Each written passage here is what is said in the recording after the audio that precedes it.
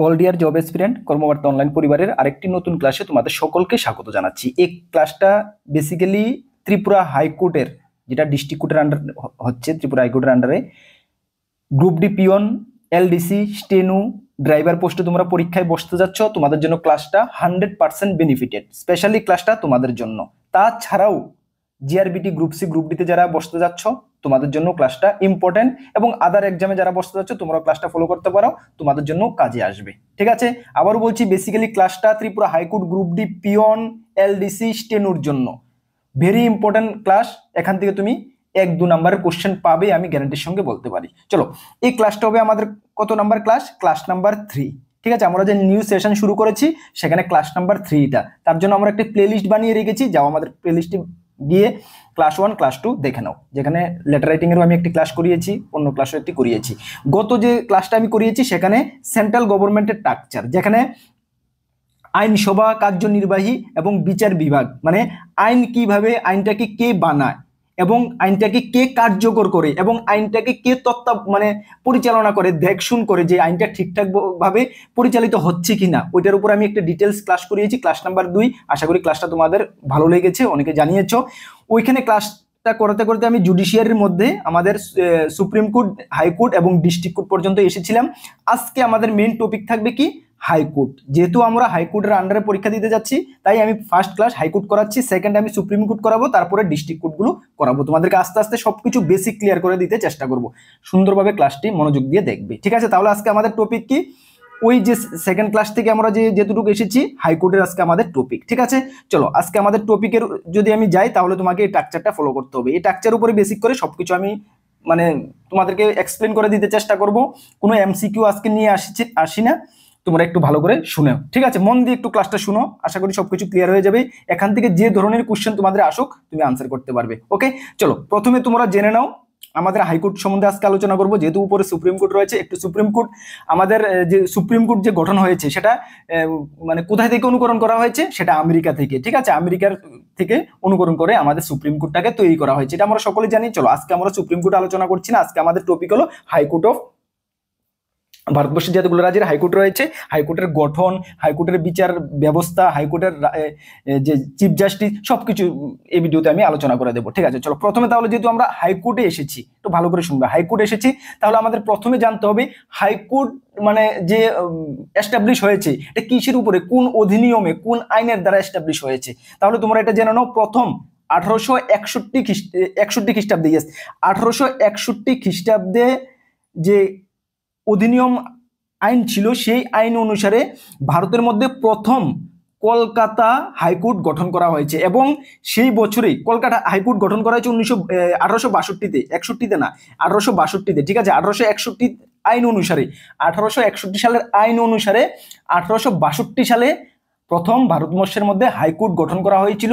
কোন হাইকোর্ট? কলকাতা। তাহলে তোমাদের কাছে এই কোশ্চেনটা আসে, ভারতের প্রথম হাইকোর্ট কোনটি?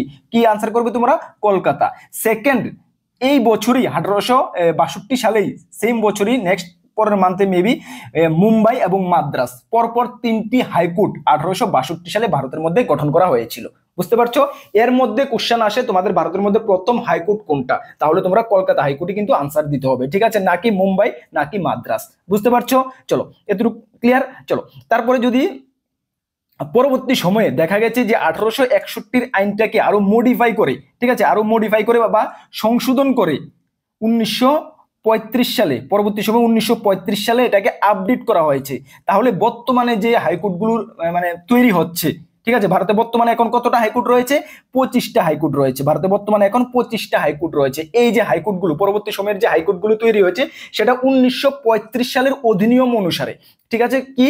1935 সালের অধিনিয়ম অনুসারে। তাহলে তোমার যদি এখন পরীক্ষা কোশ্চেন আসে যে ভারতের হাইকোর্ট কোন অধিনিয়ম অনুসারে তৈরি হয়ে থাকে, তাহলে তোমাকে কিন্তু 1935 সালের অধিনিয়ম অনুসারে ভারতের হাইকোর্ট গঠন করা হয়ে থাকে। ঠিক আছে, বুঝতে পারছো? এটা কিন্তু তোমাকে আনসার করতে হবে। এতটুকু ক্লিয়ার? তাহলে কোন অধিনিয়ম অনুসারে, কবে থেকে ভারতের হাইকোর্ট স্টার্ট হয়েছিল, প্রথম হাইকোর্ট কোনটা, বর্তমানে কোন অধিনিয়ম অনুসারে হাইকোর্ট তৈরি হচ্ছে, বর্তমানে ভারতের কতটা হাইকোর্ট রয়েছে, এতটুকু তো ক্লিয়ার। এই যে 4-5টা পয়েন্ট যে আমি বললাম, এর থেকে কিন্তু 1 নাম্বার পাওয়ার সম্ভাবনা রয়েছে। ঠিক আছে, পরীক্ষায় আসে এই কোশ্চেনগুলোই, পরীক্ষায় আসে। তোমরা ডিস্ট্রিক্ট কোর্টের পরীক্ষা দিতে যাচ্ছ বা ফ্যামিলি কোর্টের পরীক্ষা দিতে যাচ্ছ, তোমাদের কিন্তু এই ধরনের কোশ্চেনই আসবে। ঠিক আছে, চলো তারপরে আমরা একটু আগের দিকে অ্যাডভান্স হই। তাহলে আমি বললাম প্রথম যে ভারতের হাইকোর্ট হলো কলকাতা, এরপর মুম্বাই, এরপর মাদ্রাজ।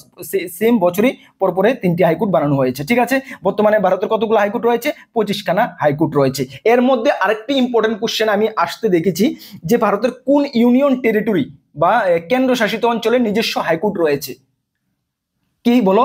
2টি কেন্দ্রশাসিত অঞ্চল বা 2টি ইউনিয়ন টেরিটরির কিন্তু নিজস্ব হাইকোর্ট রয়েছে। কি? একটা হলো JK, জম্মু অ্যান্ড কাশ্মীর, একটা হলো দিল্লি, রাজধানী ক্যাপিটাল দিল্লি। ঠিক আছে, ভেরি ইম্পর্টেন্ট কোশ্চেন, মাথায় রাখো।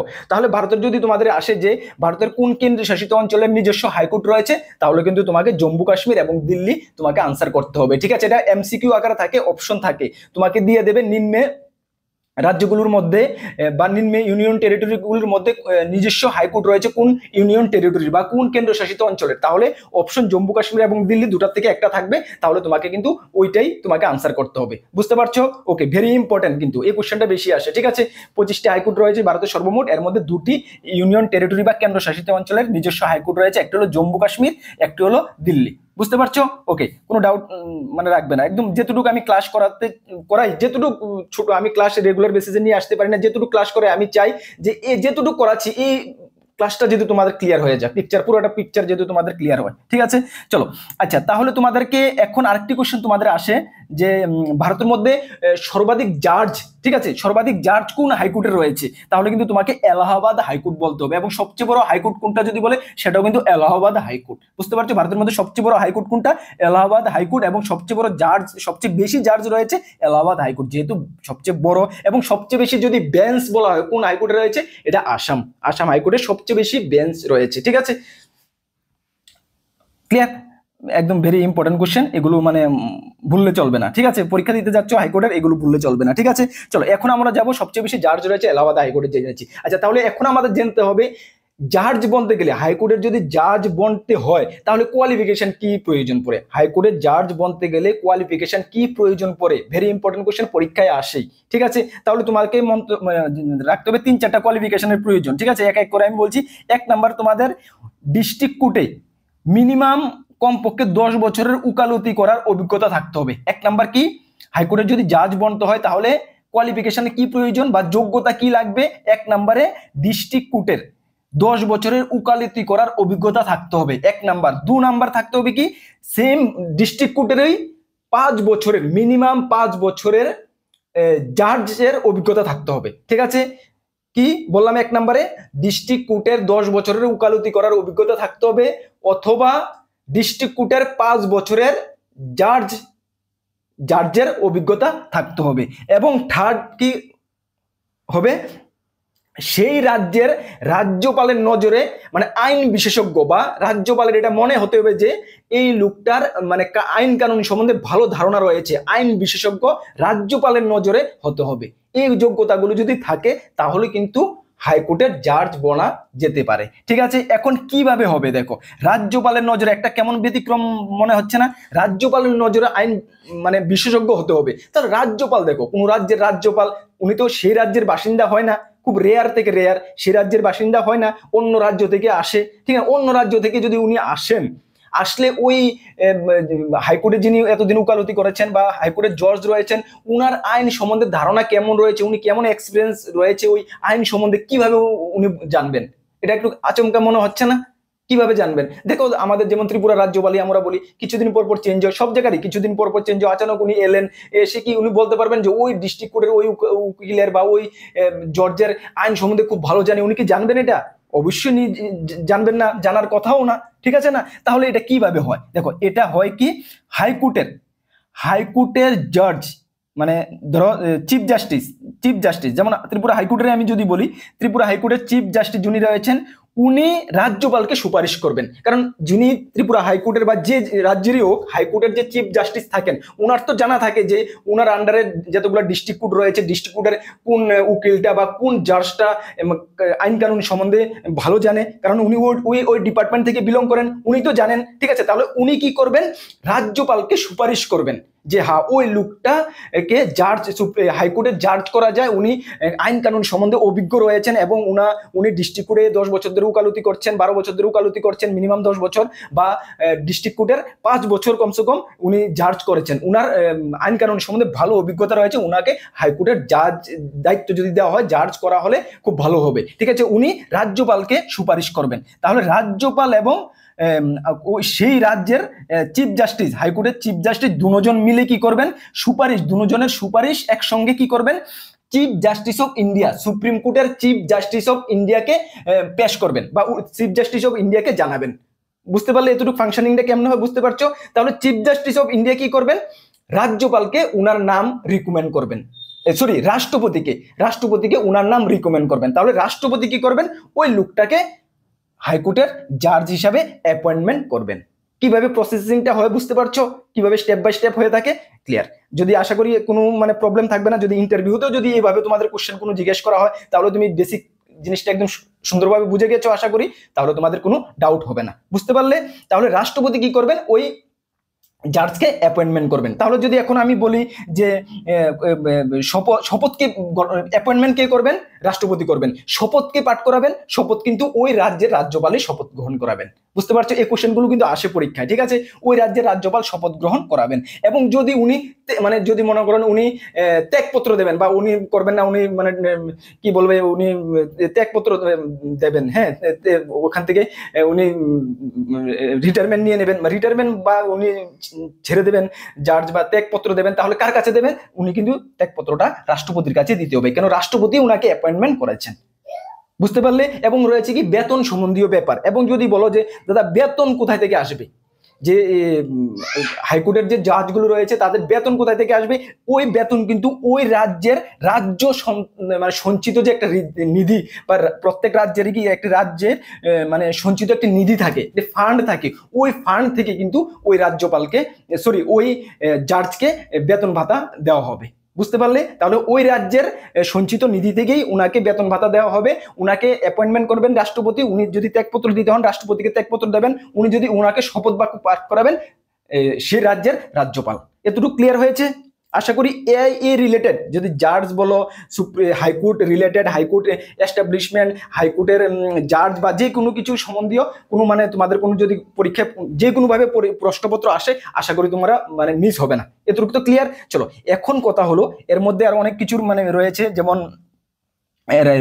কি বলবো, হাইকোর্টের যদি মানে জাজ সংখ্যা বাড়ানোর প্রয়োজন পড়ে, হ্যাঁ, হাইকোর্টের জাজ সংখ্যা যদি মানে কোনো রাজ্যের হাইকোর্টের যদি মনে করেন যে জাজ সংখ্যা বাড়াতে হবে, কেন দিন দিন দেখো ক্রাইম এতটা ক্রাইম বাড়ছে, একটা কেস 10 বছর 15 বছর 20 বছর লেগে যায়, একদম মানে কি বলবো সিরিয়াস কেসও যদি মনে করি, আমরা যদি রেপ কেসও যদি ধরি বা মার্ডার কেসও যদি, এগুলো তো লং টাইম লেগে যায়, 10-15 বছর 8 বছর লেগে যায়, আমরা দেখছি। তো এটা তো ঠিক না, একটা মানুষের জীবন শেষ হয়ে যাবে এত বড় ক্রাইম করার পরে, হের উপযুক্ত শাস্তি হতে তো 10-15-20 বছর মানে লেগে যায়, এটা ঠিক না, অ্যাকচুয়ালি ঠিক না। রিসেন্ট একদম তুরন্ত 1 থেকে 2-3 মাসের মধ্যে এটা হওয়া প্রয়োজন। যদি এটা হতে হয় তাহলে কি করতে হবে, জাজের সংখ্যা বাড়াতে হবে, কিন্তু এটা তো হচ্ছে না আনফরচুনেটলি, ঠিক না? যদি মনে করো যে হাইকোর্টের জাজের সংখ্যা যদি বাড়ানোর প্রয়োজন হয়, সেটা কিন্তু রাষ্ট্রপতি বাড়াতে পারেন, রাষ্ট্রপতির কাছে ক্ষমতা রয়েছে, বা রাষ্ট্রপতি হাইকোর্টের জাজের সংখ্যা বাড়ান। এবং সেদিকে যদি আমরা দেখি সুপ্রিম কোর্টের কিন্তু জাজের সংখ্যাটা বাড়াতে হবে কি সংসদ, পার্লামেন্ট বা সংসদ দ্বারা সুপ্রিম কোর্টের জাজের সংখ্যা বাড়ানোর প্রয়োজন। ঠিক আছে, অ্যাকচুয়ালি কি জানো, মানে জাজের সংখ্যা মানে যা বর্তমানে রয়েছে 3 ডাবল 4 ডাবল করা প্রয়োজন। কেন এত বড় বড় ক্রাইম হচ্ছে, 10 বছর 15 বছর লেংদি পিরিয়ড ধরে ডিপেন্ডিং পড়ে আছে, মানে তাহলে যারা অপরাধী তারা তো মানে পানিশমেন্ট পাচ্ছে না, ঠিক না? তাহলে অ্যাকচুয়ালি এটা ঠিক না। ঠিক আছে, চলো যাই হোক, এটা অন্য ব্যাপার। তাহলে আশা করি আজকের ক্লাসে যেটুকু আমি বুঝালাম তোমাদের কোনো ডাউট নেই, আশা করি ডাউট থাকারও কথা না, যেটুকু মানে একদম আমি ইজি ওয়েতে একদম ইজি ভাষাতে আমি বোঝাতে চেষ্টা করেছি। ঠিক আছে, এমসিকিউ নিয়ে আসিনি, নেক্সট ক্লাসে আমরা এমসিকিউ প্র্যাকটিস করব। ঠিক আছে, যখন এমসিকিউ প্র্যাকটিস করব তারপরে আমি একটু ডিটেলস তোমাদের সঙ্গে আলোচনা করতে চেষ্টা করব। নেক্সট আমাদের 4 নাম্বার ক্লাস কি আসবে আমি অ্যাডভান্স বলে দিই। নেক্সট হাইকোর্ট থেকে তোমাদেরকে নেক্সট ক্লাস সুপ্রিম কোর্ট বা ডিস্ট্রিক্ট কোর্ট। ঠিক আছে, সুপ্রিম কোর্ট বা ডিস্ট্রিক্ট কোর্ট, দেখো ডিস্ট্রিক্ট কোর্টের মধ্যেও কিন্তু ফারাক রয়েছে, তোমরা সকলেই জানো।